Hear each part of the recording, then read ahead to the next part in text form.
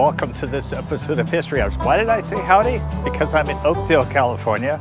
It's the Cowboy Capital of the world, at least the self-proclaimed Cowboy Capital of the world.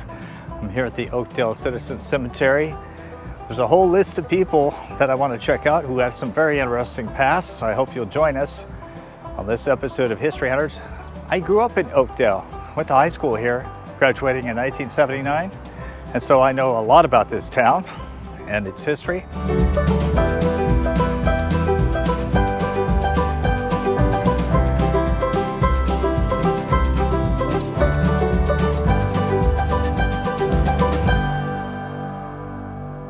My first memory of Oakdale is that of the iconic town clock towering above this intersection. We moved to town on rodeo weekend in 1971, in which F Street was closed for a Saturday parade featuring actor Lee Majors and his yet-to-be famous girlfriend, Farrah Fawcett. However, I didn't see either one of them. At the time, Majors was starring in the TV series Big Valley, and he often hunted pheasant north of town. So if you grew up in the 1970s, at least in California, and you followed the Oakland A's baseball team, you know the name of Joe Rudi. He was an outfielder. There's a long drive to deep left, that ball going, and it is caught by Rudy! Joe Rudi rubs it with extra bases against the wall, and they nearly double up Perez at first. He actually grew up in Waterford, California, later moved to Modesto High School, and his kin are buried here. Now his dad's not buried here. His dad is up in Baker City, Oregon. It was Odin Rudi, but we've got some family members of the Rudis. Let's start out over here. This is Peter Rudi, 1899 to 1946. He was Joe Rudi's uncle who lived in Waterford. They had a meat store. They were butchers in town. And over here is Ivor Rudi, another uncle. These are Joe Rudi's grandparents. Ole Rudi, 1879 to 1933, and Anna, his grandmother. She died in 1962. Now it'd be safe to say that Joe knew his grandmother, but not his grandfather, because he died before he was born. Joe Rudi was born after World War II, but I'm sure Joe's been out here. Atop the highest point within the Oakdale Citizen Cemetery are the graves of the Cottles, the founders of this burial ground. In 1882, Francis and Harriet Cottle lost their 10-year-old daughter, Annie Cottle, to measles and buried her in nearby Langworth, since Oakdale had no cemetery. They were saddened about leaving Annie in another town, so in 1883 they decided to deed 6 acres for an Oakdale cemetery. The Coddles asked families to donate $10 in exchange for a plot for up to 8 burials, and thus the Oakdale Citizen Cemetery came to be. The first person to be buried at the cemetery was Irena McLeod, the 11-month-old daughter of Mr. and Mrs. James McLeod, who died May 26, 1883. The Coddles decided against moving their daughter because it would leave another family member alone at Langworth. Instead, a headstone marking little Annie's passing was placed in the family plot in Oakdale. Francis Marion Cottle, 1837 to 1916, was the son of Zora Cottle, a Missouri native who was born in 1818. Zora Cottle brought his family to California by wagon train and were among the first Tullamarine County pioneer immigrants who crossed the Sonoran Pass by way of the Walker River Trail in 1853. Also traveling in the wagon train was Zora's wife Catherine and their 5 children.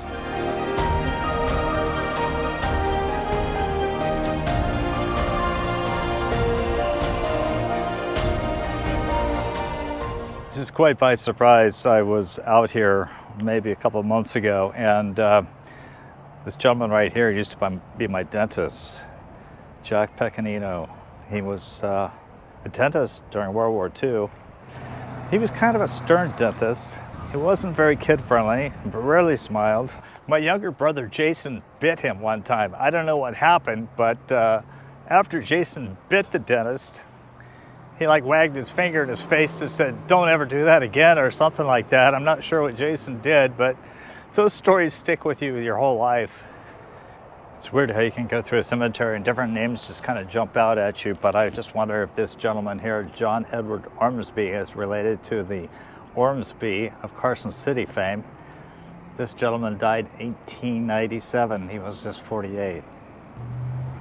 So this is one definitely need to pay homage to. In the Adams family plot is Corporal Herbert Harold Burt Adams. As you can see, he was killed October 4th, 1918 in France. He was just 23 years old. He was born in LaGrange on March 2nd, 1895. Paid with his life defending the United States during World War I.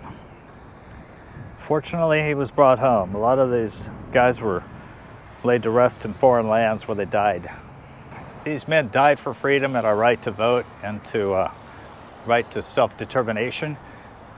We have an obligation to vote. And sadly, the voter registration and the voter participation in our country is pretty sad. I wonder what these guys would think if they could live to see 2024 and see like 15% voter turnout in some elections. Scattered throughout the cemetery are the graves of numerous people who served in the armed forces. Here are but a few. Civil War veteran Lieutenant Frederick Sawyer, who was wounded at Locust Grove and Wilderness in Virginia. He died in 1916. Joseph Gilman, whose Civil War experience was limited to Benicia in California. He died in 1913. Spanish-American War veteran Alexander Ford, who served in the 5th Missouri Infantry. His wife, Martha Jane Ford, of the U.S. Women's Volunteer Auxiliary. And Civil War veteran Andrew Wilson McDonald, who enlisted in the 18th Illinois Volunteer Infantry and died in 1911. Also buried here is Lieutenant Colonel Earl Arnett, who served in World War II in Korea. He died in 1956 at the age of 36, leaving behind a wife and 2 boys. This is the burial plot for Civil War veteran Hudson Henry Aker, 1840 to 1919. He was born in Dubuque, Iowa, and enlisted in the Army August 21, 1862. He was a private in Company F of the 21st Iowa Infantry. He sustained a bullet to the shoulder which caused an injury that he suffered for years. He was mustered out of service at Baton Rouge, Louisiana in July 1865. He came to California in 1879. This Civil War veteran has ties to the nearby town of Waterford, the same Tim Bell for which Tim Bell Road is named. He was born in Dallas, Texas in 1847 and came to Tuolumne County in 1853. He was mustered into service on February 27, 1865 as a private in Company H of the 8th California Infantry, stationed on Alcatraz Island and at Fort Point until October 1865.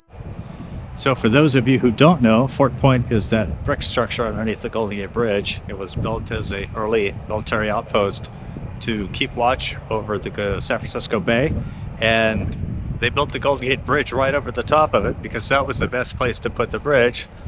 It's still there. It's a fascinating place to see, but Timothy Bell here was stationed there. That's pretty cool. Tim was married to wife Adeline. For reasons I didn't find out, he killed himself near Waterford at the age of 49 on October 26, 1896. She died a year later. So this kind of caught my eye. It's the WAN Family Plot, and there's a bunch of markers here, and they all have their pictures on. There's Silas, died in 1934. It's always interesting to see the pictures of people. And I find this interesting. Squire WAN of Texas, 1841 to 1921, and there he is. And then there's a Luther WAN, died 1962. If a man dies, shall he live again? All the days of my appointed time will I wait till my change come. Job 14. And there's a picture of him right there. Lula, died 1957. Pretty picture of her right there. And here's Elijah, died 1942. Look at that, he's smiling. Now this is a really interesting grave plot. It's that of the Dorsey family. The name at the top you'll see says Thomas Beale Dorsey. He's the brother of Caleb Dorsey, who was a Confederate major during the Civil War. He had settled in the Oakdale area with his family. And Caleb Dorsey actually owned some mines up in Tull County while he lived here in Oakdale. And he went to visit one of his mines on April 21st, 1896. And then he got into this heated argument with his partner, whose name was J.T. Newcomer. And he was shot and killed. There's not too many times that you see the name of Lincoln. But here's one, Edward Lincoln, Woodman of the world. Died in 1908. He was 30 years old. Woodman of the world. Whenever you see these stumps, it's Woodman of the world. So I do want to single out this individual because I knew him. He was supportive of me when I was in my 20s. And he was a doctor here in Oakdale. And he gained some interest in the local media because of his name. Imagine a doctor named Cutting Favor. I'm going to be doing a cutting favor for you. Died in 2001. I can't believe it's been that long. There are a number of old families buried here, and you will find these names on street names around here. They include the Crawford family, the Snittiger family, then there's Rodden Road, and there's also a lot of business people here, like the Hadelands here, that had an auto dealership. Although Amos Gilbert died in 1947, he still maintains a residence in Oakdale at this cemetery. He established the A.L. Gilbert Company in 1892 as a lumber business, but in 1900 the company opened a small grain brokerage and later built a grain warehouse in Oakdale. He also sold flour, which was milled in San Francisco, in stores throughout the Motherlode. Huge marker. This stone's probably the biggest in the cemetery. They were very wealthy. There's a road north of Oakdale named Rodden Road. All the Roddens are buried around here. Definitely one of the graves I really wanted to find. I've seen this guy's picture for many, many years in local history books. Charles Tulloch, 1854 to 1924. He was the one that brought prosperity and vision to the Oakdale area. He was born in Knights Ferry, 1854, and he owned the old flour mill in Knights Ferry. Then he built the diversion dam and canals on the Stanislaus River to divert water to an undershot wheel, which drove the machinery for the mill. In 1896, he moved the flour mill to Oakdale to be closer to the new railroad that was going through town. And then he converted the Knights Ferry mill into a hydroelectric plant. Electricity was being delivered here to Oakdale. This is one of the first long-distance transmission lines in the United States. It was capable to transmit electricity 14 miles to Oakdale for the operation of his new mill. When he died in 1924, he left all of his holdings to his wife, Roma. I think this is a really sad grave. This little boy, this old child here, 7 months old, 4 days. Jacob Seifert, son of Mr. and Mrs. Fred Seifert, died March 13th, 1903. Gone but not forgotten. This marker bears the name of Melinda Matilda Manchester Lewis, who died August 25, 1875, but she was never buried here. Melinda was first buried in the Langworth Cemetery with this obelisk marker. But 10 years later, the Lewis family had her unearthed and buried at the Columbia Masonic Cemetery to be next to her husband Moses, who died 2 years prior. The Langworth obelisk was moved to the Oakdale family plot as a memorial. The name of Lewis was inscribed on the side. Then when her son Frederick Lewis Grant was buried, they etched his epitaph on the back side. Another infant girl, Annie, who lived for only 1 day in 1858, is buried with them in Columbia. So glad that I saw this grave because this guy here is very interesting. Thomas E. Murphy died in 1878. He was 65, 4 months and 17 days. He was a lieutenant in Colonel James Mulligan's 23rd Illinois Volunteer Infantry Regiment and was wounded and taken prisoner at the First Battle of Lexington, often referred to as the Battle of the Hemp Bales. Prior to coming to California, he lived in Texas and helped that state win its independence from Mexican rule. He crossed the plains to California in 1850 to do a little mining in Columbia at first, until 1852, and then moved down into the valley.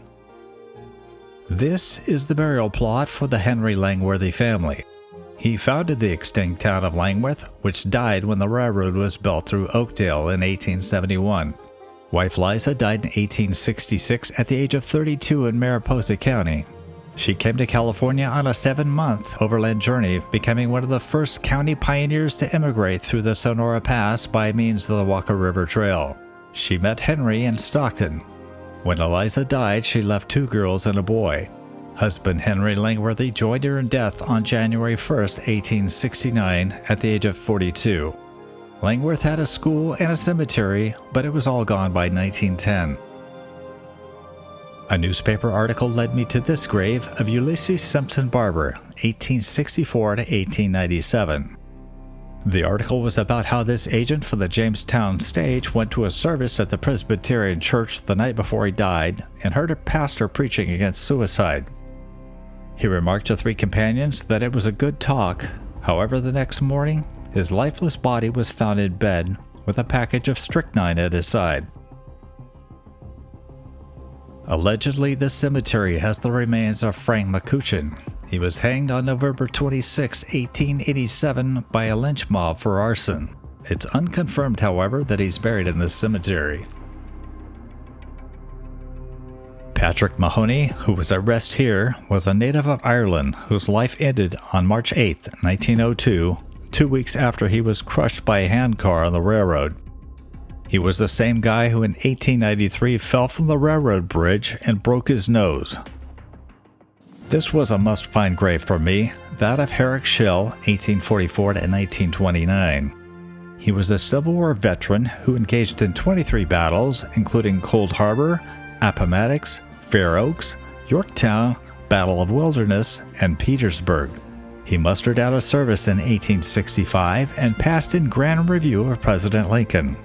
Schill came to California in 1867 by Panama and settled in Knights Ferry, where he owned the Red Mountain Vineyard and Winery. So now what we're going to do is I'm going to take some historical pictures and try to stand in the same location today and show you how Oakdale has changed.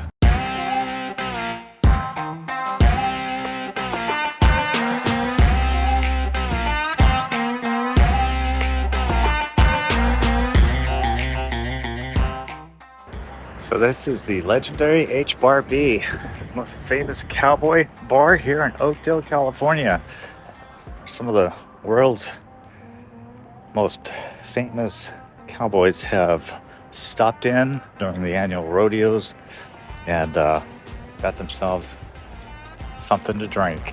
This pedestrian walkway is very nice. It's paved with asphalt. But this raised section of ground here is actually the old rail bed that served Oakdale. It was the Oakdale branch of the Southern Pacific Railroad that came into town. It actually was the impetus for the creation of the entire town of Oakdale. And it went all the way to Waterford and Montpelier and then on to Merced. Of course, it's all been ripped up and no longer exists. This is the location where the railroad trestle was, spanning the Stanislaus River. It went right through here, and of course there's a road bridge off to the left. This is actually a second bridge from what is included in the picture that I'm going to show here. Even that's changed. I believe the entire trestle was removed in the 1980s, but I could be wrong on that.